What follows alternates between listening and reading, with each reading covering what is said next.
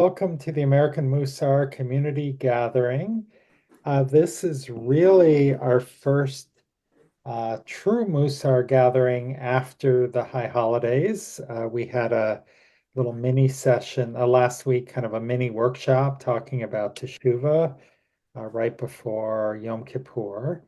And now that we are kind of done with all of that and into the holiday of Sukkot, we'll get going again.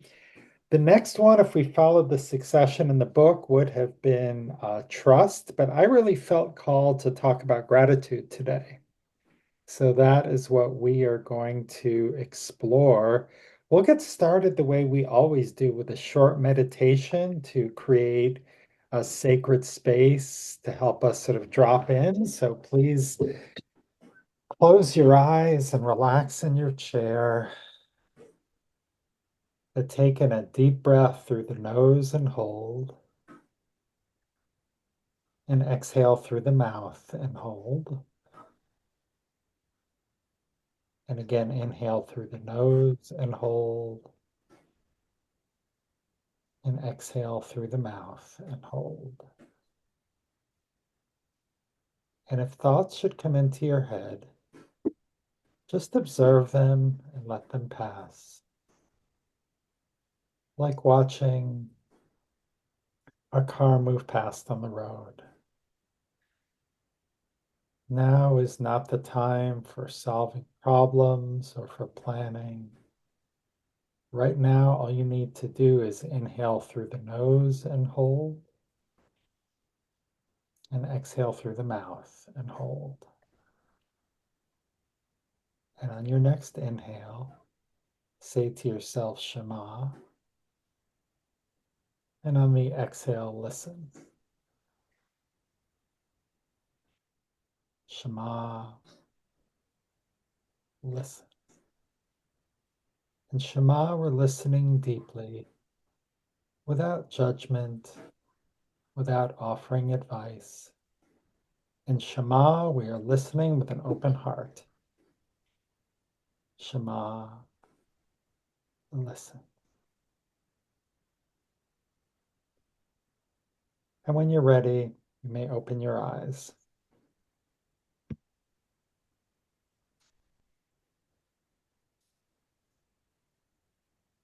Well, welcome, Pristo and Martin and Dell. Nice to see you all. Martin, we're just kind of getting a blurry image here, Yeah. just so you know.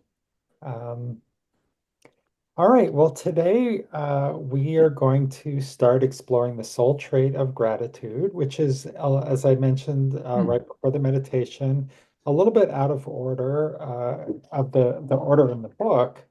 But I really felt like after the intense introspection of the high holidays that um, just sort of looking out and looking past who we are to sort of what good we have, what we have in the world. Martin, did you mean to raise your hand? Yeah. The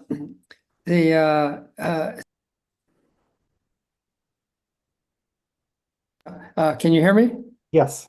Yeah. So I'm moving around. So instead of showing me darting back and forth while I'm attending your meeting, I thought I would make it fuzzy just so you don't see me moving around a lot. So, okay. Oh, okay. Yeah. Very good. That's fine. Thank you. So we'll get started.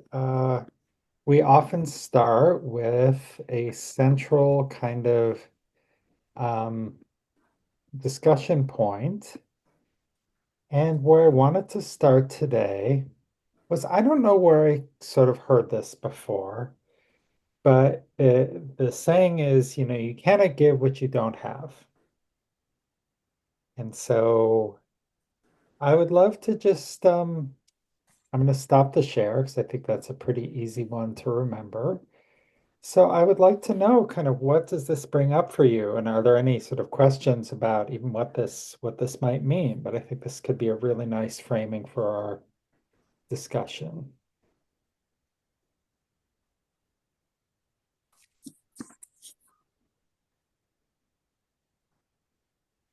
Often have heard it in the context of like people who don't have self-love makes it harder to love other people. Or if you didn't receive a certain, if you weren't nurtured as a kid, it might be hard for you to be a nurturing parent or a nurturing friend. So, do you agree? Do you disagree? How might this come into play in your experience?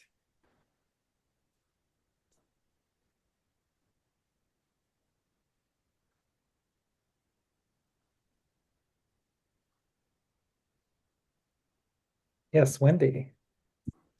Well, I think of it in experience. So this is like maybe a little bit on the negative side, but um, since I experienced abandonment as a kid, um, Mm, I feel like I have uh, been able to be there for people who have told me about their own abandonment because mm, I understand it. So I think reaching a point of understanding of something that I can give then to others. Not that I would choose that, but since it happened, um, I understand it and I can be there for them and have empathy. yeah. Okay, thank you. Thank you, Wendy. Yeah, so sometimes these experiences, not so great experiences do give us empathy and do make it easier for us to be there for others. I want to say a couple more hellos to Marianne and Sarah and Yael. Welcome. Yael, I don't know if you've been here before, but thanks for coming. Please don't hesitate to ask any questions. We're talking about this idea or the statement that you can't give what you don't have, which sometimes is in the context of sort of self-esteem or self-love or other things. Del, did you put your hand down? Yeah, I did. So I I like Wendy's connection with empathy, because I think often we can have unrealistic expectations of others.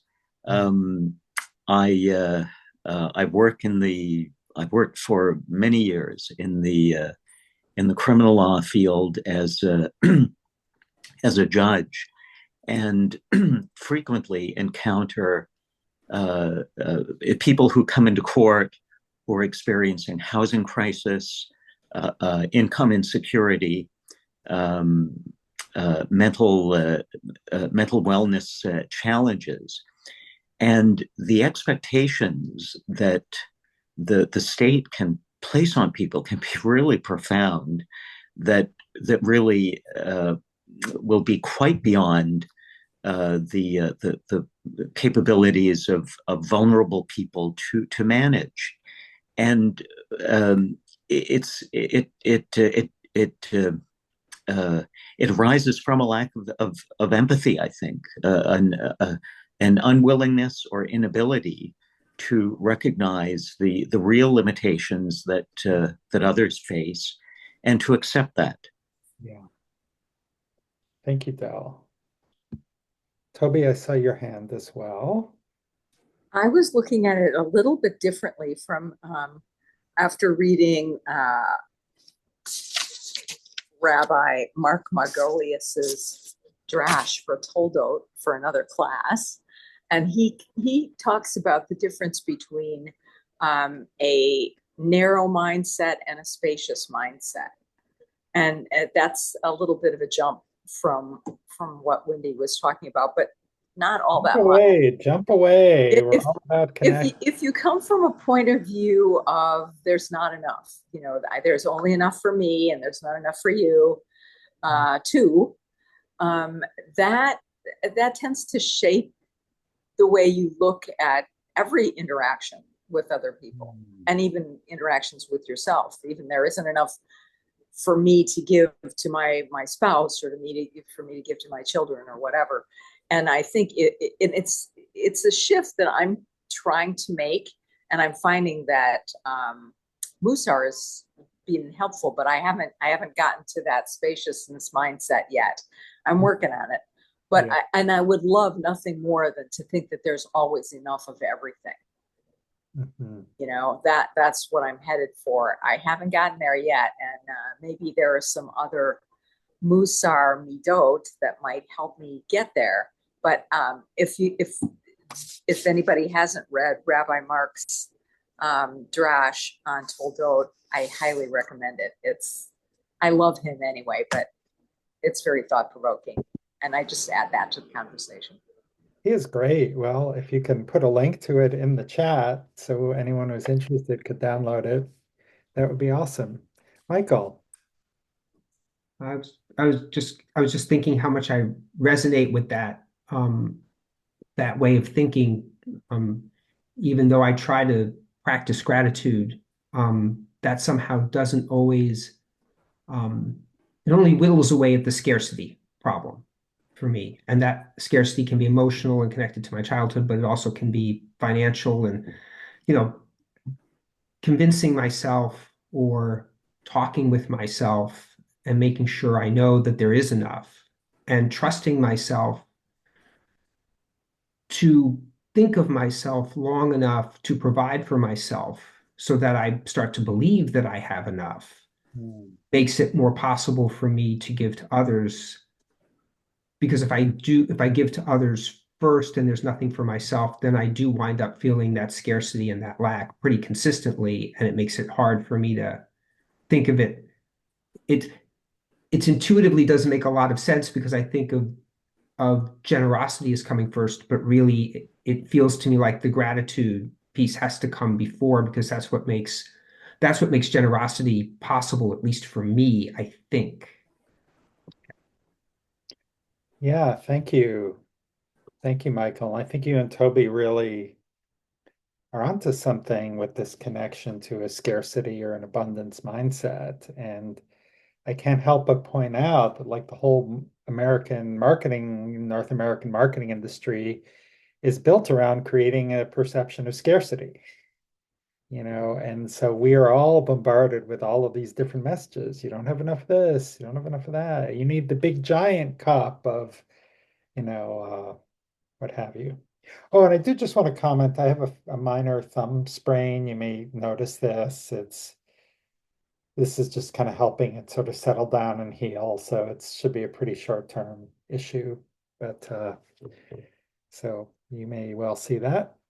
Um, okay, so I think this is a great time to look at our next slide because this is a really good segue into talking about um, gratitude and the soul trait of gratitude.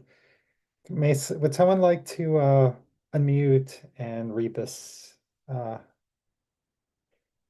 the text here, please? Certainly. So Massar teaches that the gratitude soul trait governs our ability to recognize the good in any situation. In fact, the Hebrew word for this soul trait literally translates as recognizing the good. In the Talmud, Ben Zoma teaches, who is rich? One who is happy with their lot. Great. Thank you, Del. Okay, so we have something from the Talmud. We have something, from this outstanding book, The Spiritual Practice of Good Actions. Um, so what is it that gratitude, how does Musar um, define gratitude? And what does that kind of look like?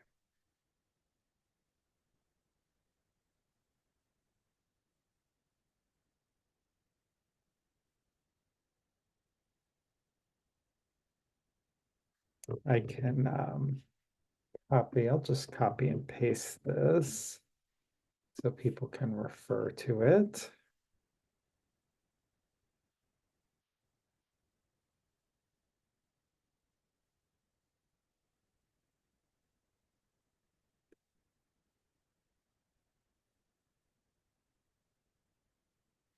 Krista, I'm just seeing your comment here. What was that in reference to?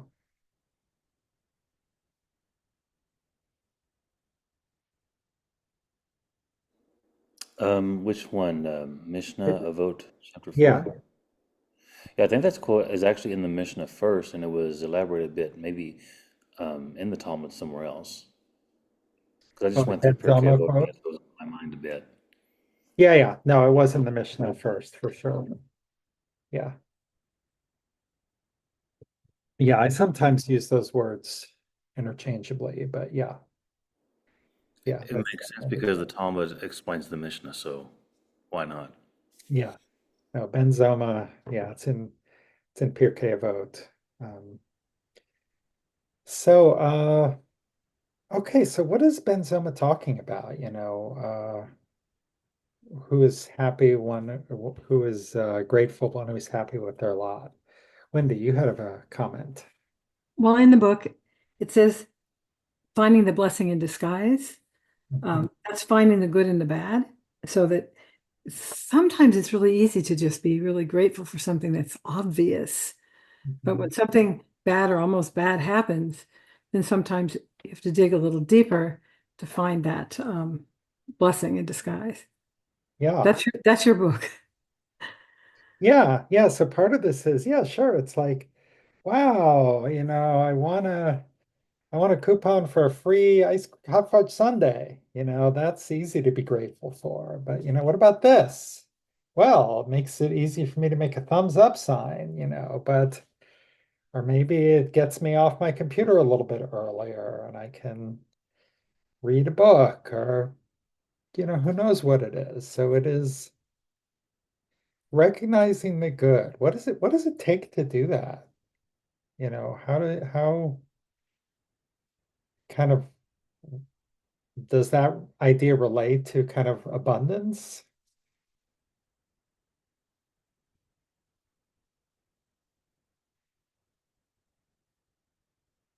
Yeah, Sarah.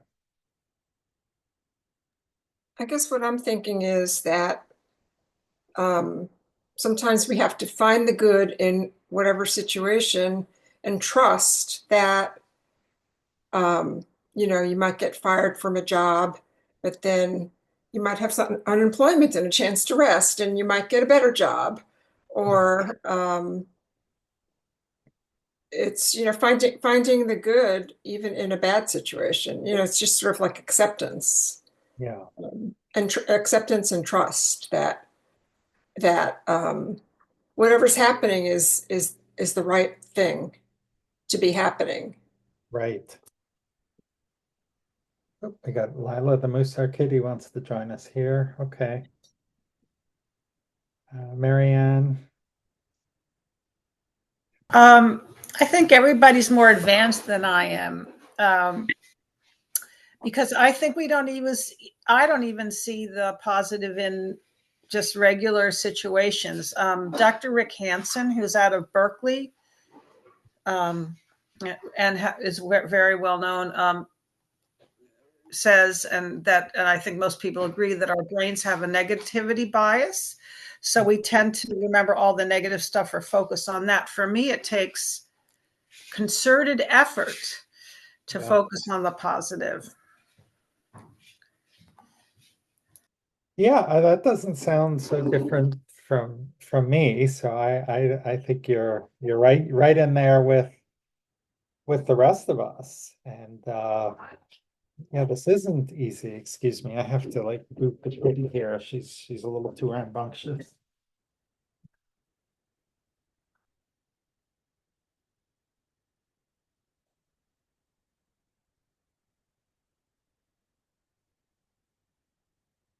So we can recognize the good in having a cat, even if she does get a little aggressive with the other cat sometimes.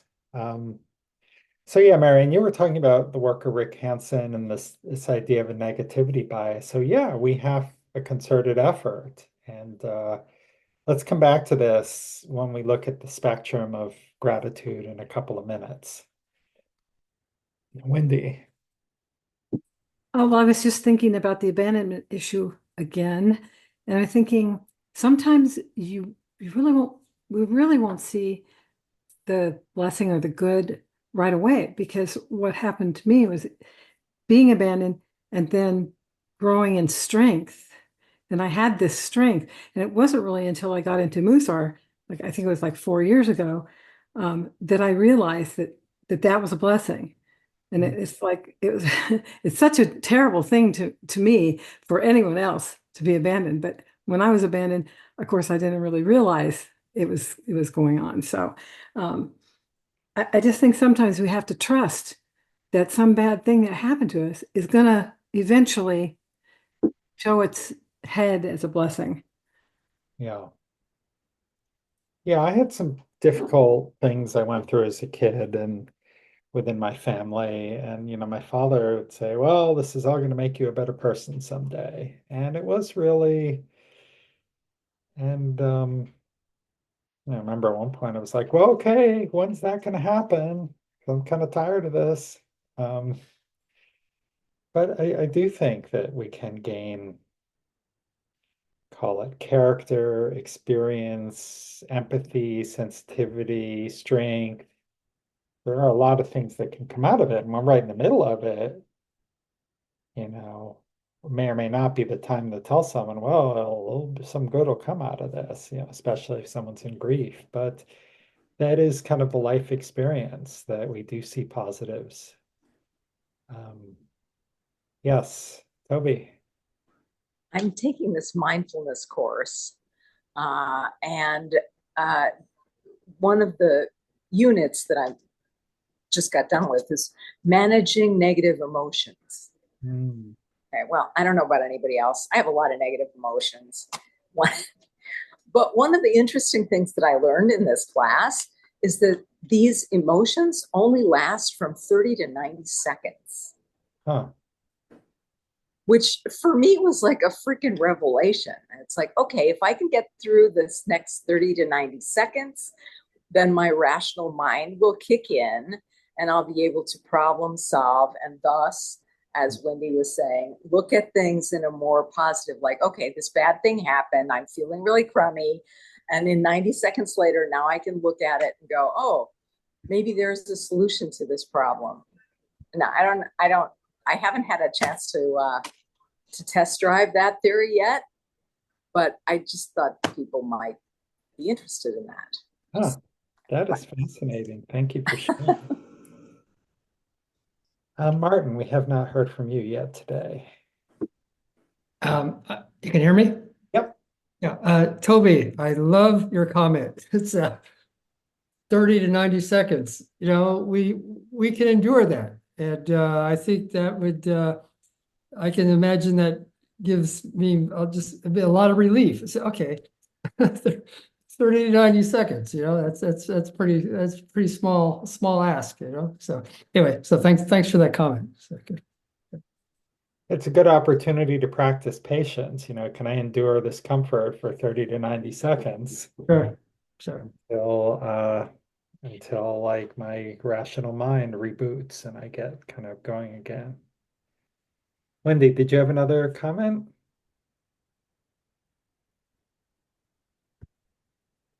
Let's take a look at the spectrum of gratitude.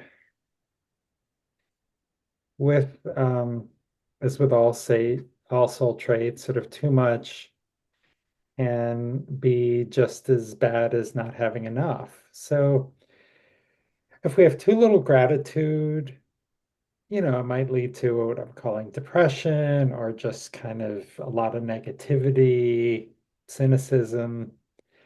But maybe too much gratitude that might lead to some complacence, I should just be thankful for what I have, and even if you're getting a really raw deal, if at some point, being grateful isn't necessarily the answer. And so I know with Marianne, I was talking about,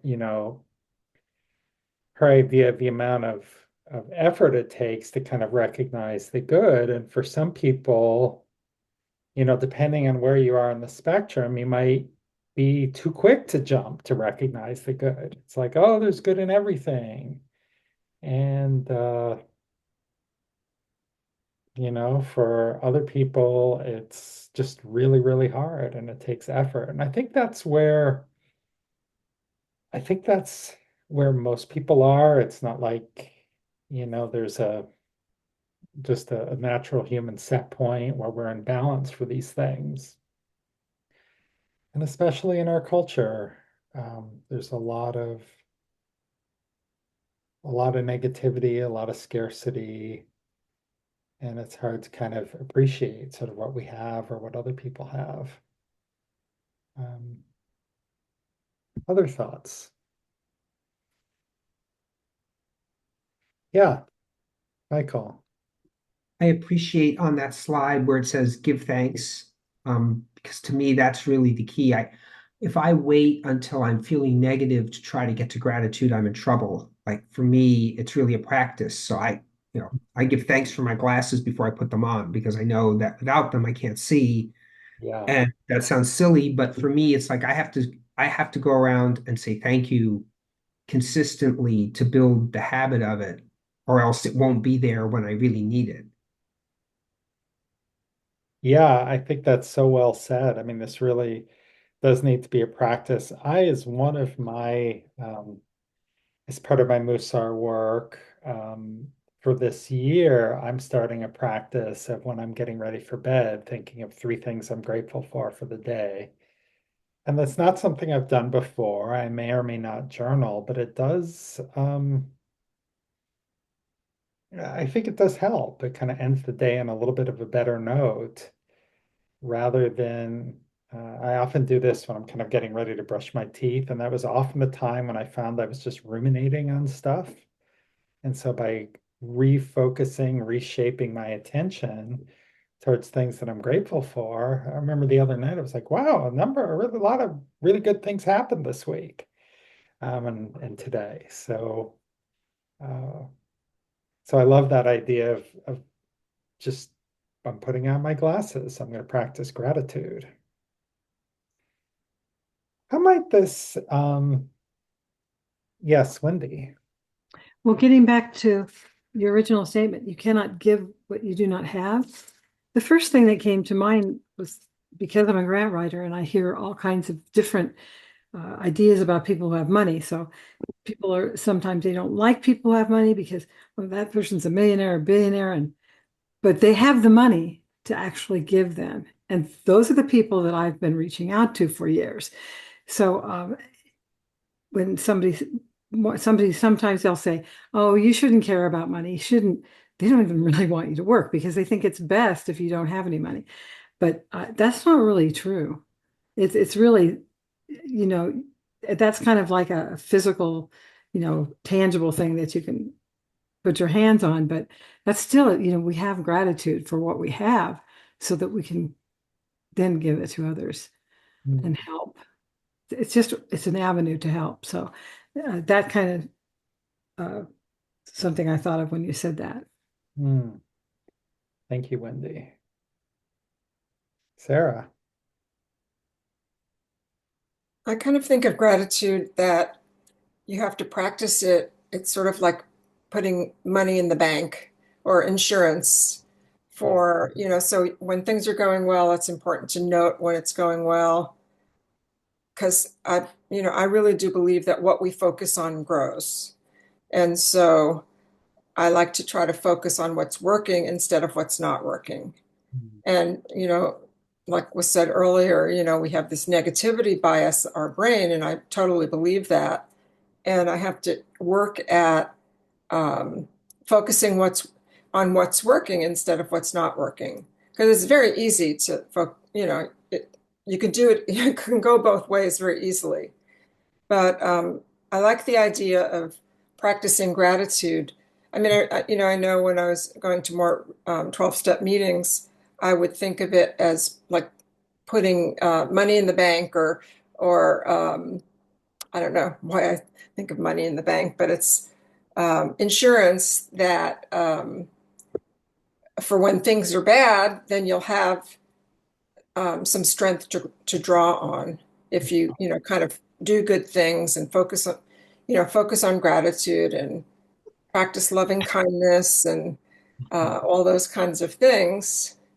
Because then when the shit hits the fan, which it will, you can maybe have a little bit more serenity and sort of remember if Yeah. you do that. Yeah, thank you, Sarah. And I think that's a good it's a couple different metaphors. One is you get kind of gratitude in the bank, and you can sort of draw on that in difficult times. Michael was using a slightly different metaphor, which was just to practice it, which uh, my friend Adam would call, strengthening your spiritual muscles. So then when you need to kind of really reach for gratitude in those difficult times, you're practiced at sort of looking for things. So is anyone here familiar with the kind of very traditional Jewish idea that you're supposed to say 100 blessings a day? Yeah, that's kind of one of the traditional teachings. So people who have a Orthodox lifestyle, or even, sometimes more observant, you would say blessings at like prayer services, but also there's blessings for food. The other day I posted on my Facebook page this picture of seeing a rainbow and the blessing for the rainbow. And all of these blessings, it's about gratitude. I mean, that is through a focus of gratitude to the divine. We may have different ideas about the divinity, but there's a lot in there. There's humility connected to that, recognizing that all of this doesn't come from me. Whether it comes from God, or whether it's just the universe, or whether it's society providing us with roads and an education, but it's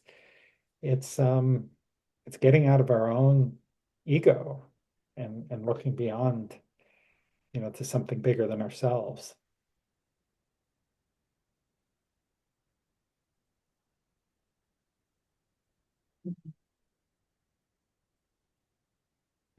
Also, the in the Torah, uh, one of Jacob's children, Leah's third or fourth son, she named him Judah. Why? Because she was grateful. She was grateful. And the different provinces were named after the different tribes. And one of the province was the province of Judah, and the people who lived there were Judeans, which is where the name Jews came from. Because we were the people that lived in the province of Judea, which was one of the last provinces. So this idea of being grateful is very much tied in to our people going all the way back to the Torah and to biblical times. All right, let's see. I want to debate whether we go to our breakout rooms.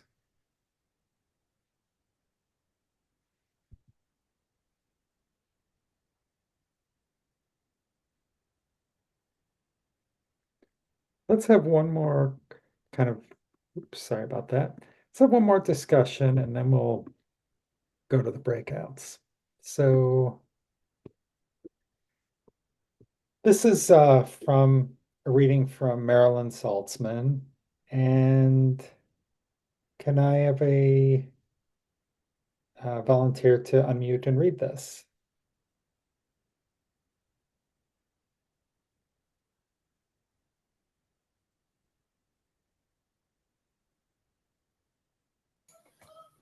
Feeling Hakarat Hatov, gratitude, had come naturally during the big moments in my life, like when my children graduated college.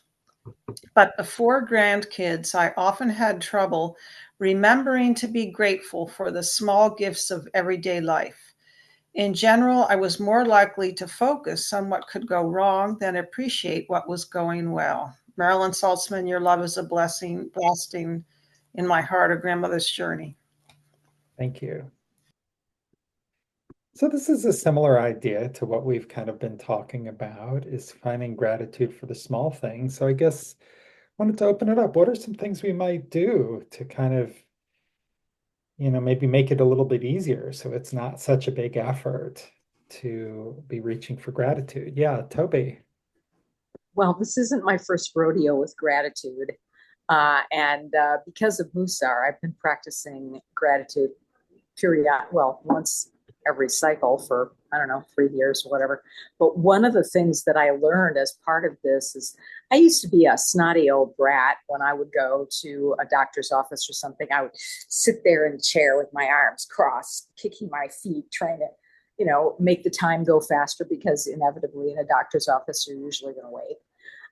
And what I learned in Mussar was to say one nice thing to one person in the waiting room. Or like, hey, I like your, where'd you get your shoes? Or I like your shirt, or it doesn't have to be anything big. And I was the last person on earth who would ever speak to a stranger for any reason. But because of Mussar, it sort of forced me into, bullied me into trying this experiment. And what I found is that now I'm that person who talks to almost everyone in the waiting room. So in case you're in a waiting room somewhere, I will probably try and talk to you. So just watch out for that. Okay. But the point is that I found that it may help. Hopefully it helps the other person to have a better day, but it really helps me to have a better day. Because you don't know what that person who's sitting in that waiting room is going through. You have no idea what's going on in their life, or, they may have lost somebody dear to them, or you just don't know. And that one thing that you say to them in kindness may make all the difference to them in that day. Maybe not forever, but just in that day. Yeah. So that's my kabbalot would be say one nice thing to somebody you don't know. Yeah, and that can kind of help just sort of open our heart a little bit to what's going on around us. Thank you. Martin. Toby, you are so rich in wisdom today. Well, maybe every day, but today I'm hearing It's rare. No, it's rare. You're on a roll today. You're doing.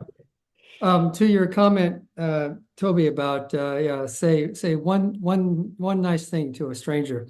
So my father was 102, and people ask him, "How do you live to be 102?" And he had three answers to the question.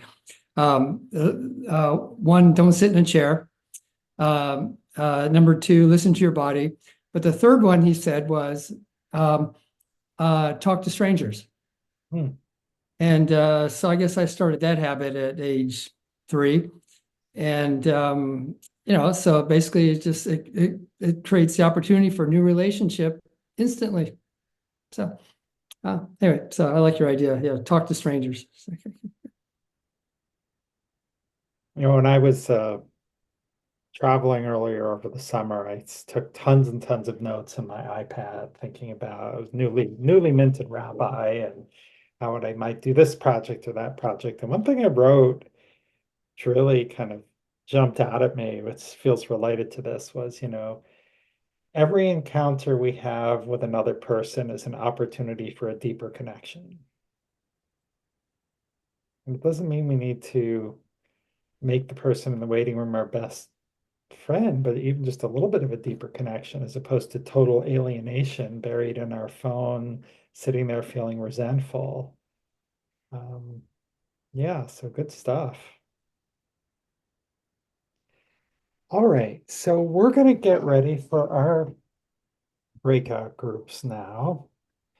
And as a reminder, this is our special Chesed Mussar cycle. So we're trying to see how can all these different soul traits help us practice Chesed. Chesed is often translated as loving kindness. It's doing something to support another person without expecting anything in return. So, in theory, recognizing the good in your life should help you do good for others.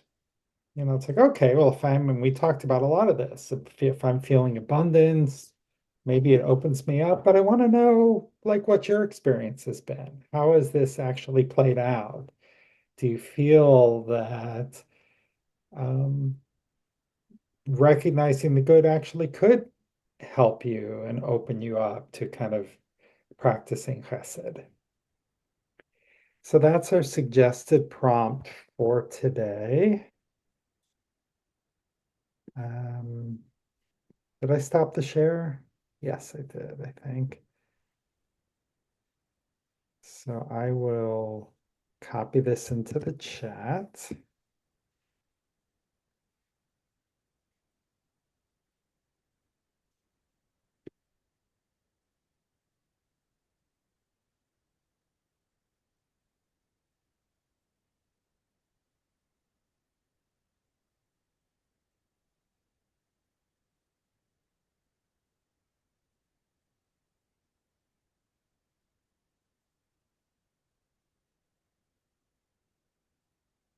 Okay, the rooms are open.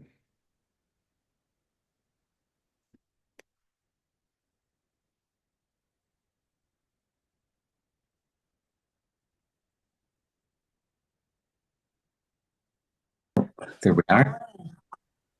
Great discussion. Always love to hear that. So how was your experience? What did you talk about? Did any insights in practicing Chesed? Martin, I see you're ready to go here. Yeah, hi, Greg. And in our group, we talked about whatever situation we are in life and whatever our experiences and what we're doing now or not doing. That a lot of it is, I said, a lot of it has been learned. So the moment we're born, we'll assume that we're a tabula rasa, blank slate. And then either through parents or colleagues or the internet, we start learning things and then we start behaving certain ways. And my suggestion is that if it's something that I learned, it means I can also then unlearn it or learn something new.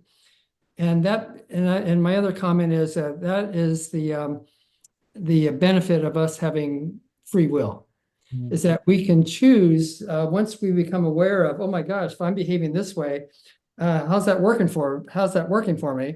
And if I think it's not working so well, because I have free will, I believe I do, is that I can maybe learn some other, so Mussar is one avenue, psychologists are different, So just knowing that, I guess, recognizing that we have a choice. And so maybe, for example, the most important thing for me to be grateful of is that I have free will. Okay. Yeah. And so that gives me an open door to choose which door to path to move through. So that was part of our discussion we had in our breakout room today.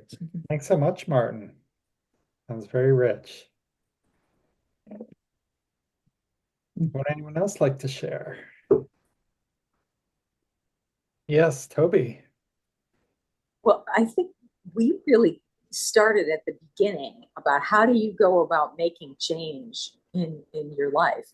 And for both of us, that those rose-colored glasses of gratitude, of recognizing what good you have in your life is really fundamental to making to any other next steps, to any other interpersonal relational steps, that being grateful for the things that you have and the abilities that you have.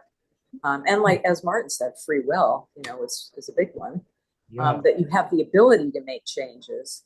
Right. But that one, if you can, as a first step, appreciate the good in your own life, then it's easier to go out and do kind things for other people. Yeah.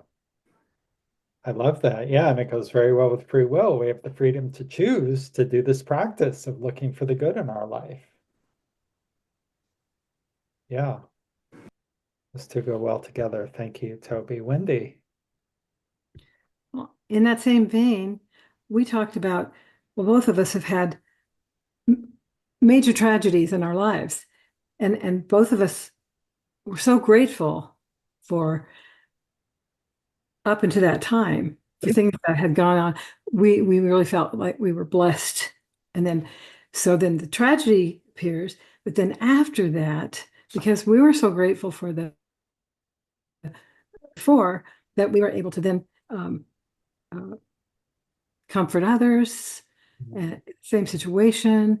And we were grateful for what it brought to us to be able to have Hesed. So, I mean, it kind of works that way. And like you said, Toby, about just, it helps if you're grateful all the way up to that point.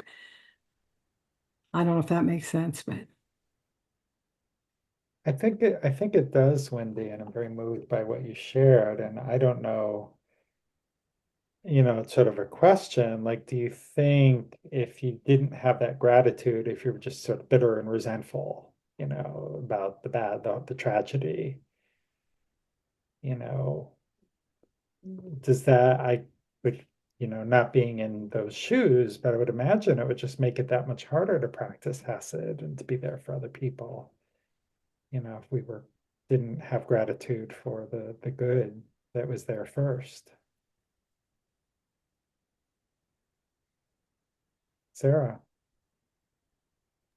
Well, I think that everybody has bad things happen to them in their lives, and um, you know, you have to heal and process that, and hopefully your foundation you can get back to after you've processed whatever you're going through. And I mean, death or whatever everybody experiences that, but um,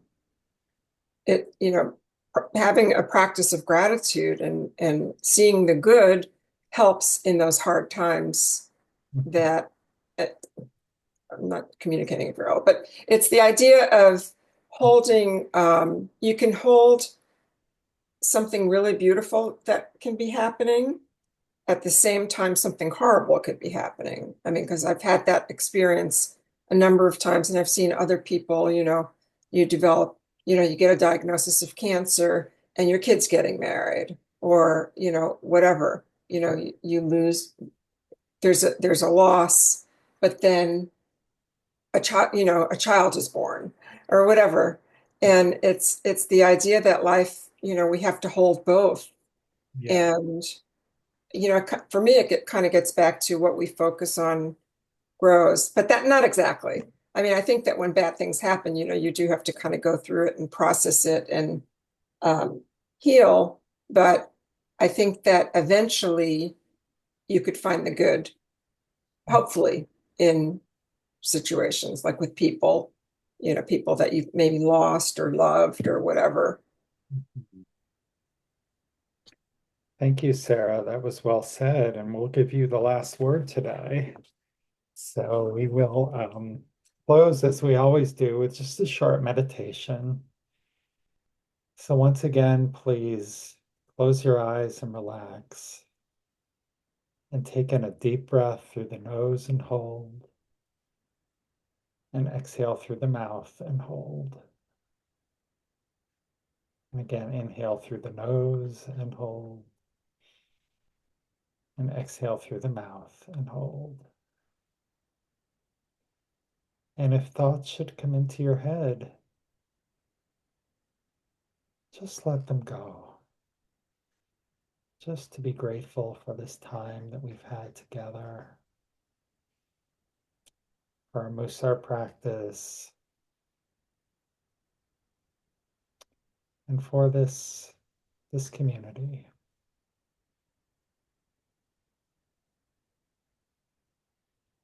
And when you're ready, you may open your eyes.